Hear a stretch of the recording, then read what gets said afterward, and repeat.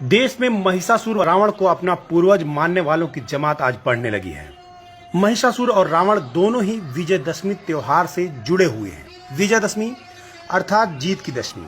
लेकिन किसकी जीत, किस पर जीत, कौन जीता, कौन हारा, किसे मारा गया, किसने मारा, क्यों मारा, किसी की मृत्यु पर उल्लास क्यों, किसे मनाना चाहिए मृत्यु पर उल्लास, मरने वाले कौन लोग थे, मरने वाले किनके पूर्वज थे, मारने वाले किनके पूर्वज थे, और मारने की याद हर साल किन्हें दिलाई जाती है और क्यों।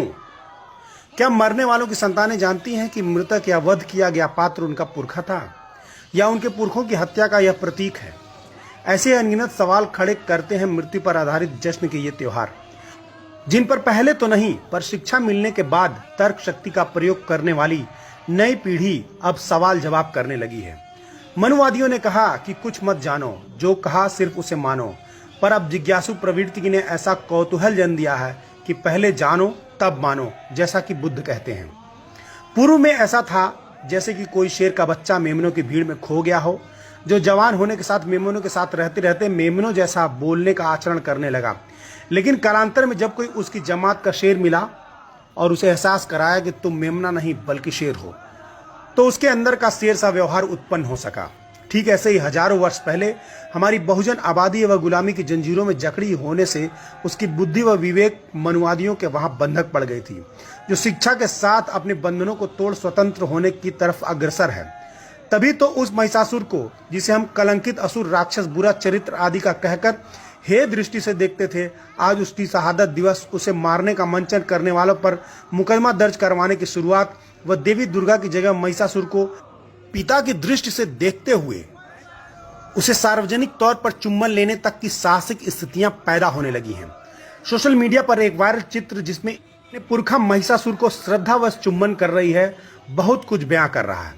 अब वह संकोच खत्म होने लगा है कि महिषासुर या रावण को अपना मानने वाले या अपने कुल परंपरा का जानने वाले लोग छुपने वाले नहीं हैं, बल्कि उन साजिशों को समझने लगे हैं जिसके तहत उनके राजाओं, नायकों को कथित असुर घोषित कर छल से मारा गया। आज आदिवासी बेटी डॉक्टर सुषमा अपने साथ असुर जोड़कर खुद को गर्व के साथ असुर पुत्र घोषित कर रही हैं। झारखंड के मुख्यमंत्री शिबू सोरेन जी रावण दहन पर रावण को जलाने का इनकार करते हुए रावण को अपना पूर्वज कह चुके हैं। तमिलनाडु के पूर्व मुख्यमंत्री करुणानिधि जी की बेटी कनिमोझी जी खुद को असुर शूद्र पुत्री संसद में कह चुकी हैं। समाजवादी पार्टी के प्रोफेसर राम गोपाल यादव जी समूची ओबीसी कम्युनिटी को राज्यसभा में शूद्र कह चुके हैं। छत्तीसगढ़ के मुख्यमंत्री भूपेश बघेल के पिता जी व छत्तीसगढ़ के पेरियार के नाम से विख्यात नंद कुमार बघेल जी रावण को बहुजनों का पूर्वज बताते हुए रावण को मत जलाओ नामक किताब लिख चुके हैं, जो वर्तमान में प्रतिबंधित है। प्रख्यात लेखक सुभाष गुप्ता जी अपना नाम मुद्रा राक्षस में लिख रहे हैं।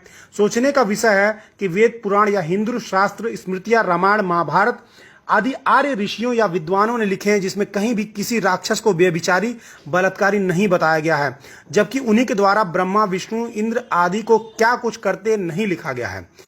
इस देश का असुर राक्षस अर्थात मूल निवासी अपने स्वाभिमान से समझौता नहीं करता रहा है। वह व्यभिचारी, अन्यायी, सुरा सेवक नहीं था, फिर वह कथित राक्षस है क्यों? कोई ज्ञानी आर्यों द्वारा लिखी किताबों से ही यह बताए रावण, महिषासुर, हिरण्यकश्यप, बलि आदि बुरे कैसे थे, उनके बुरे कर्म क्या थे, तथा कथित सुरों यानी कि देवताओं के अहिल्या, सरस्वती, वृंदा, तुलसी आदि के साथ घटित कृत्य नैतिकता की कसौटी पर खरे कैसे हैं। अर्थात रक्ष संस्कृति के लोग भयानक, कुरूप, और मेनका व उर्वशी की संस्कृति के लोग आदरणीय। गजब का कॉन्सेप्ट है, लेकिन अब पोल खुलने लगी है और इन कथित राक्षसों के खानदान के लोग रिएक्ट करने लगे हैं। यह एक बहुत बड़ा सांस्कृतिक परिवर्तन है। यह लेख चंद्रभूषण सिंह यादव, प्रधान संपादक यादव शक्ति जी के द्वारा लिखा गया है। मेरी तरफ से बहुत बहुत धन्यवाद।